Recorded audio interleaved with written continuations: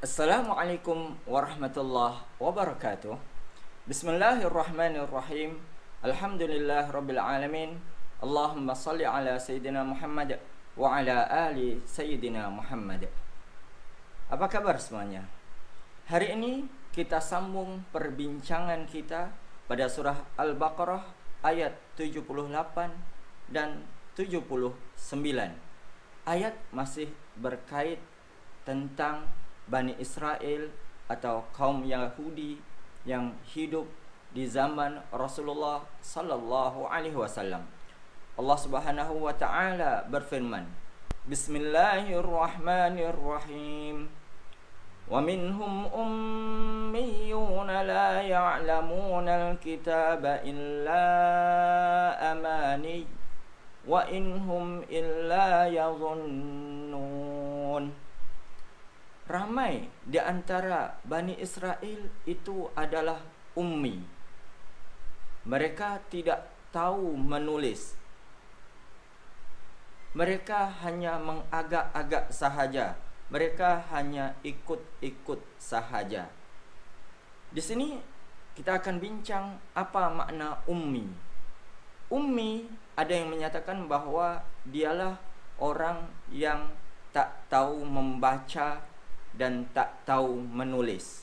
Namun ada juga yang menyatakan bahwa ummi adalah orang yang tak tahu menulis walaupun dia tahu membaca.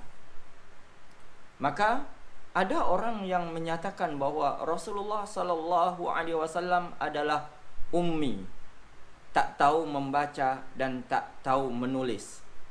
Untuk pendapat ini rasanya kurang elok, kurang beradab. Kalau menyatakan bahwa Rasulullah itu ummi, tidak tahu membaca, tidak tahu menulis.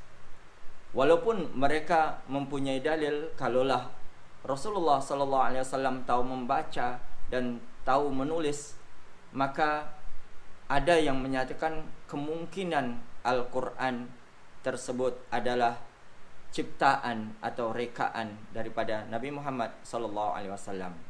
Namun tidak begitu. Ada ulama juga yang menyatakan bahwa Rasulullah sallallahu alaihi wasallam memang asalnya ummi, tidak tahu membaca dan tak tahu menulis. Namun ketika sudah diajarkan oleh malaikat Jibril, maka Rasulullah sallallahu alaihi wasallam tahu membaca dan tahu menulis, apalagi yang berkaitan dengan Al-Quran. Kita kembali kepada Bani Israel bahwa ramai di antara mereka adalah ummi. Di sini diartikan ummi yang tidak tahu menulis, ummi yang hanya ikut-ikutan apa yang disampaikan oleh pemimpinnya. Dan itu memang yang terjadi, bahwa mereka hanya ikut apa yang disampaikan oleh pemimpinnya, walaupun apa yang disampaikan oleh pemimpinnya itu adalah perkara yang salah. Karena mereka sudah fanatik dengan pemimpinnya, apapun yang disampaikan oleh pemimpinnya adalah benar. Sedangkan Allah Subhanahu wa taala menerangkan pada ayat berikutnya, fawailul lilladzina yaktubunal kitaba biaydihim ثم يقولون هذا من عند الله ليشتروا به ثمنا قليلا. Maka celaka. Wailun diartikan sebagai celaka. Wailun juga boleh diartikan gaung di dalam neraka. Maka wailun adalah kalimat untuk menunjukkan celaka bagi orang yang melakukan perkara-perkara tersebut. Apa dia yang mereka lakukan? Mereka menulis sesuatu tulisan dengan tangan mereka, dengan hasil akal mereka. Kalau dalam ayat 75 dinyatakan bahwa mereka merubah apa yang didengarnya daripada para nabinya, mereka merubah ikut kemauannya, dan akhirnya apa yang sudah dirubah, apa yang sudah ditulis oleh mereka mereka sampaikan kepada orang lain dan menyatakan bahwa ini adalah firman Allah, ini adalah daripada sisi Allah, padahal yang disampaikan itu adalah sesuatu yang sudah ditulis oleh mereka, hasil tangan mereka. Liyashtaru bihi thamanan qalila. Maksud mereka ketika mereka menulis sesuai keinginan mereka, sesuai keinginan rakyat mereka, mereka boleh menjualnya dengan harga yang sedikit.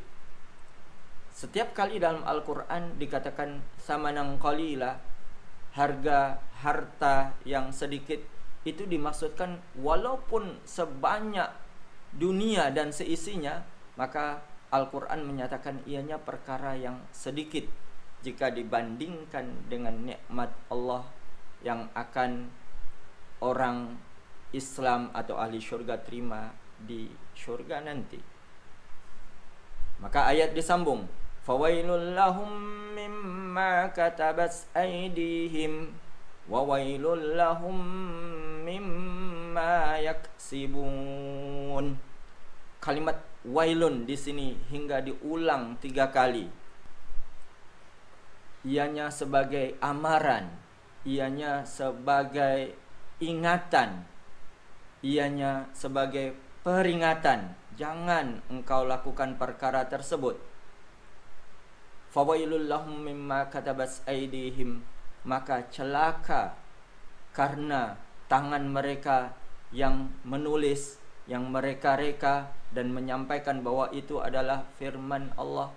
Wa wailul lahum mimma yaksibun, dan juga celaka bagi mereka yang menyebarkannya, yang mengusahakan bahwa apa yang mereka tulis itu sampai kepada orang lain, sedangkan itu adalah tipuan. Para ulama menyatakan daripada ayat ini juga pada ayat 75 bahwa dengan jelasnya Bible yang sekarang ada di tangan mereka adalah Bible yang palsu, bukan Taurat dan bukan Injil yang asli. Buktinya, saat sekarang kita boleh melihat bahwa Bible di satu negara dan negara yang lainnya ianya berbeza. Walaupun dari segi bahasa sama-sama dalam bahasa mereka, contohnya dalam bahasa Inggris. Bible bahasa Inggris yang di Amerika tak sama dengan Bible bahasa Inggris yang ada di England, atau mungkin yang ada di Australia, atau yang ada di Kanada. Begitu juga Bible yang ada di Indonesia yang disebut sebagai Injil atau Alkitab. Satu daerah dengan daerah yang lainnya mereka menggunakan bahasa yang berbeza. Ini tidak sama dengan Al-Quran. Dimanapun kita berada, di negeri manapun kita berada, Al-Quran dalam bahasa Arab ketika dibaca dengan bacaan yang sahih mengikut bacaan Arab, maka dimanapun bacaannya adalah sama. Sekian, wallahu a'lam. Ingat, hidup berkah dengan Al-Quran.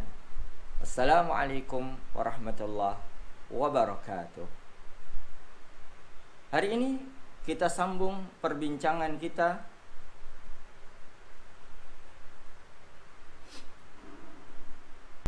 wa minhum celaka bagi mereka yang melakukan perkara yang tidak. Namun ada juga yang menyatakan bahwa ummi adalah orang yang tak tahu membaca. Kalau pada ayat 75 mereka merubah-rubah atau mengubah-ngubah ayat-ayat Al-Qur'an. Mereka kalau dalam